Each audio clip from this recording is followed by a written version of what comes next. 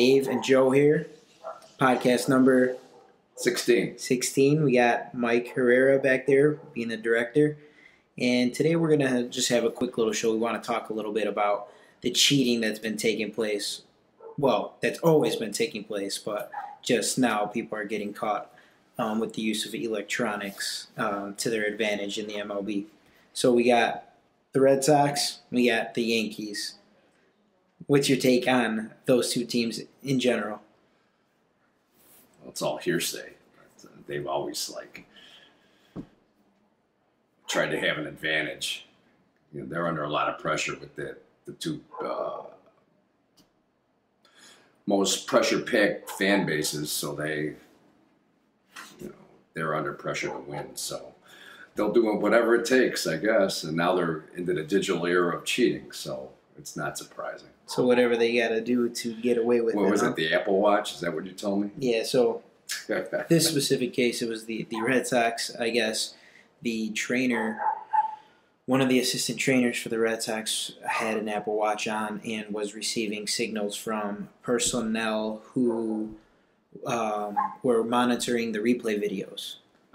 So they were able to watch the signs, signal to the assistant trainer via Apple Watches, which is what Mike was saying is a good point. It's very under the table, the Apple Watch. Mm-hmm. You know, it's not necessarily that easy to catch. So he would then see the sign coming, relay it to the players, who would then relay it to the guy on second. The guy on second, now keep in mind, this has to be well thought out because this is all happening very quick from the moment the sign happens to the set, to the pitch, the hitter knows what sign is coming. So a lot's happening there in probably 10 to 15 seconds. Extremely high tech. So you know that, whatever was happening, they were planning it out very well. So just for a little background, Xander Bogaerts, he was a first guy to reach second in the second inning, and forget who was hitting. He hit a home run. The first guy to reach second, he hits a 2-run homer. And the stats on the first game were they went 5 for 8 with people on second base, which, the argument could be made because they're giving the sign to the players who are giving it to the second baseman. I mean, the guy on second, who's then giving it to the hitter. And then to go 5 for 8 from second base really makes it look bad. So then the Red Sox went ahead and accused the Yankees of using their own televised channel to also cheat and use signs. That's not surprising either. To steal signs. So you got two of the best teams in baseball consistently over however many years, and both of them feel the need to cheat their ass off. Yeah, but one thing is cheating, and the other thing is, hey, still have to hit the pitch. Yeah. Like Ed Farmer, the play-by-play voice of the White Sox, he mentioned that. He said, I can get all the signs I want to, but I still got to hit the pitch, or I still got to execute my pitch or whatever. Yeah. So, and that's, 100%. I agree with that. You definitely, you still need to be good to hit the pitch. But it's nice to know it's coming. Exactly, because as a lot of hitters, what do? We expect and anticipate a fastball and then react because who doesn't want a fastball, and you don't want to get beat. But if you know a fastball is coming, you're basically drooling at the mouth because you know it's there. There's no guessing involved. Yeah. There's no what if. It's like BP. Exactly. And so if you know a slider's coming, you can be prepared to. And that's tough, though. Yeah, it's still tough. But the advantage of knowing it's coming is a lot. It takes away a lot. What do you think the percentage mental mindset? The batting average of pro players would be just by, hey, we're going to throw you fastballs every time, and we know it's coming because it's batting practice. So, how many balls do they hit out? Even the ping hitters hit the ball out because they know it's coming. So that's a huge advantage. Well, you'd see less strikeouts. You'd see. So I'd see with that alone, you'd see playing softball. You'd see less strikeouts, less pop-ups, and less ground balls. So yeah. The only thing, obviously those are also going to happen, just less frequently. So I would say the average of the league would probably jump up at least 40, 50 points if you knew it was a fastball every time. Yeah. Because now you're taking away a lot of things that you can't predict. Maybe they should just make this Major League Baseball just a fastball league, so there'd be more offense. Okay, now all you can do is sort of the 4 quadrants and change speeds on your fastball. That'd be a lot of fun. Yeah, but then it's a lot less arm injuries, right? Yeah, then I get to the debate of what's a fastball because you'll have the That's true. the 4-seam rising. I was just thinking of that. Okay, changing speeds on your fastball, or is that a sinker? So anything less than 5 miles per hour, that's a changeup. Yeah, you'll have replay boots. So the Red Sox and Yankees will bitch at each other. Yeah, you'll have people looking at the speeds and replay boots checking out the movement. Oh, that's considered a breaking ball. Yeah, that's true. So it's like playing that wiffle ball. What do you know? Like sometimes guys throw it too hard. It's like, hey, we're just trying to hit the ball. Yeah, I think that's.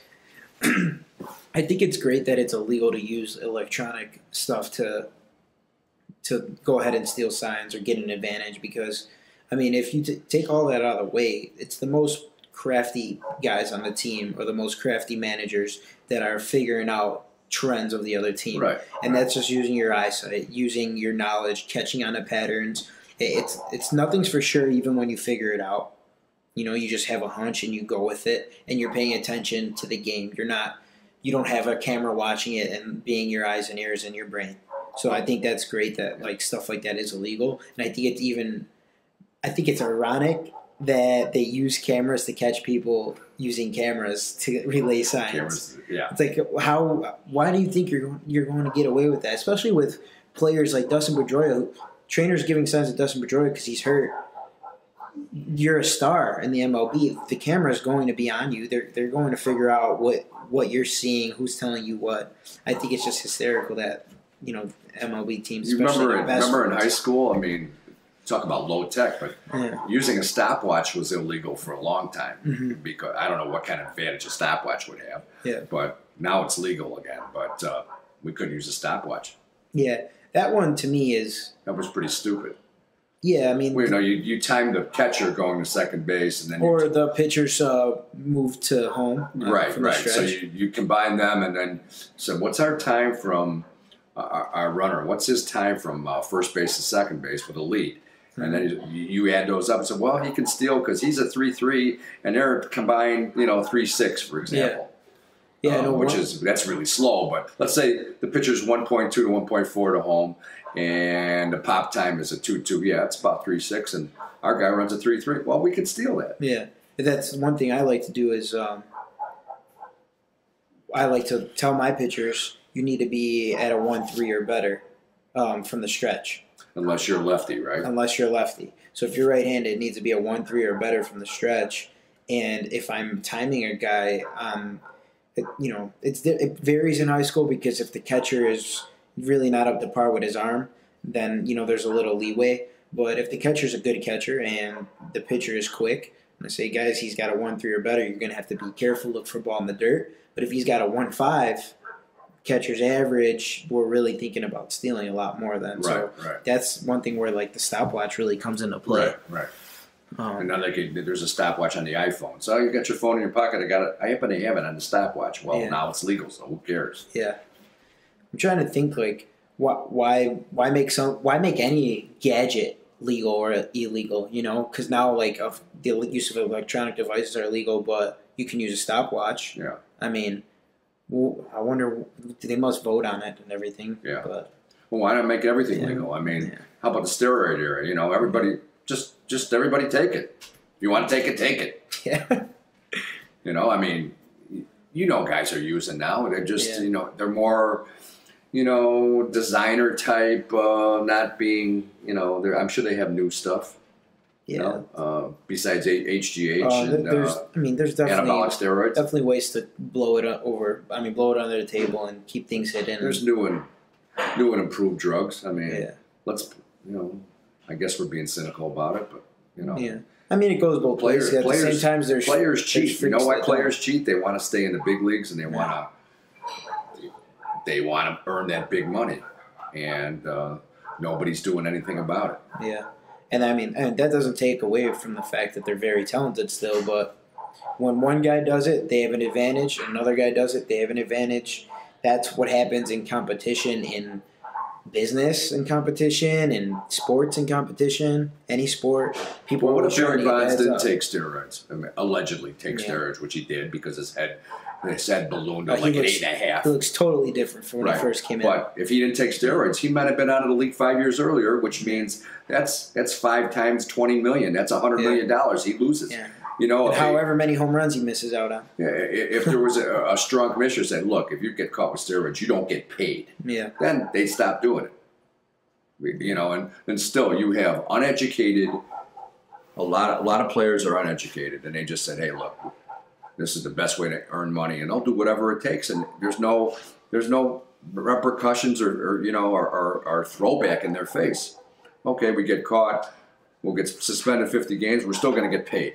Yeah, I'd love to see a change in the era where you know instantly if someone's using and then that's it, because then we'd be able to see the era where steroids was happening and then the era where it didn't, and see what kind of players are produced and the difference between this group of guys and that group of guys. I think that'd be interesting, and I think it's going to happen eventually. Well, you know what? Back in the 50s and 40s, I'm sure, and 60s, they took greenies, which they took. Speed basically. Yeah. Just to stay awake, or just like, give them more of a, make them faster, whatever speed did. Speed kept a lot of students awake when they're studying for finals. Mm-hmm. So that's when I was going to school. That's all they took. Yeah. But it was just like, it would make your heart race and everything race and keep you up. So that's what they took just to stay awake. Now this is just performance enhancing drugs, which, trying to make you stronger, make you faster. Yeah. I mean, Mark McGwire, he took Andro. That was not banned when he took it. So do you punish him because he did not take a banned substance? Since a year later, 2 years later, it was banned, but he had already been taking it for a long time. Yeah. And he probably took it. He probably took it for weightlifting because there are a lot of weightlifters. I think once something becomes banned, you stop taking it. And he didn't. That there's a difference between that. I mean, you can't blame somebody for taking a substance that's not banned. You have to assume that if it's banned, it's for a reason, and if it's not banned, that's also for a reason. So you can't really fault that guy or anybody. Right. But once it becomes banned, it would be on his due diligence, one, to stop taking it, and two, to be like, hey, I was taking this when it wasn't banned. Just perfectly transparent. Because you can't really do anything. I think he did say that, and I don't know what kind of honorable guy he is, but I know this. When I was used to be in weight rooms working out, there was a bunch of syringes in those weight rooms, and it was all anabolic steroids. They used it to get bigger. Yeah. And then you have these guys that were doing it natural, and the natural guys would say, "He's juicing, man. Fuck him." So there's a. There should be some sort of, supervision. Yeah, I mean, it's getting there. It's getting better. And penalties, I'm not sure baseball's still clean. Everybody's throwing between 95 and 100 miles an hour. And again, we talk about all the guys that hit a lot of home runs, but pitchers threw faster too. Mm-hmm. But they broke down faster. There was allegedly a couple of Cubs, famous Cubs, were on that stuff. Yeah. Yeah. Basically, we just got to keep on keeping on. Hopefully that stop cheating, right? Hopefully it keeps cracking down even harder and harder. I mean, the Red Sox got caught cheating this way. People are getting caught using performance enhancing drugs left and right. But I think it's going to get better as we go. Like Jason Benetti said, the TV play-by-play voice of the Sox, and Steve Stone, the color announcer, baseball has cheated forever. Mm-hmm. Back in the teens and the 20s, they banned the spitball. They were throwing spitballs. What else were they doing? They were sharpening spikes. I mean, they were doing all sorts of stuff. I mean, it's every sport. Yeah. And they're cheating in every sport because everyone's trying to get an advantage. That's right. Because here's the issue. Here's the real thing, I think. When it comes down to the sport, and you take away all cheating, the only real advantage you have is the one between your ears. And when people don't want to use that, or people are too dumb to use that, that's when they start to resort to other things to get an advantage. Yeah. And so one person does it, and then the other person does it, and then it's just that trickle effect where, all right, we got to get better. Even if we use our brains now, then now they got electronics, or now they got PEDs. So, it's just I think it starts with that one team that's too lazy to actually be a true craft. Yeah. Well, look at all the football players now. You got guys that are like over 300 pounds and they run really well. Yeah, really well. But with that, their big bodies, I mean, they destroy people's knees. I mean, you got guys that are really put together, and can the knees really take a hit like that? That's what, when I was growing up, I never heard of anything ACL injuries. I mean, there was hardly any 300-pound players. There was no 300-pound players. Oh, yeah. But now everybody's bigger, everybody's faster. And it's not even just them, it's everybody's bigger for their position. And the hits are more violent, and they're destroying like careers, and they're destroying people's legs, and the concussions are out of control, and that's all because these guys are all juiced. Yeah, I was watching Georgia Tech and Tennessee play Sunday, and who won that game? I turned. Pretty sure Georgia Tech did. I didn't finish it all. No, I couldn't watch it. It was it might have. I don't remember which team it was, but definitely a 300-pound lineman flying downfield and cut blocks two guys at once. I mean, 300 pounds and you're throwing your body at their knees. Yeah, and if you don't defend the cut block correctly, you're there. Did you have an ACL injury? Next. Yeah, slightly torn. Yeah. And was it done because you got hit, or was it done? It was from a hit. I made a tackle, and then one of my teammates landed on my leg. So that was just a freaky thing. Yeah, but it could easily come from a cut block. Right. Because cut blocks, if you're pursuing a guy completely the other way and one comes out of nowhere, if you don't catch it or you're not paying attention, your legs are done. Done. Yeah. Done. But what else we got? I think that's all for today. Okay. A short but sweet version. Podcast number 16. Dave and Joe signing off saying, see you next time.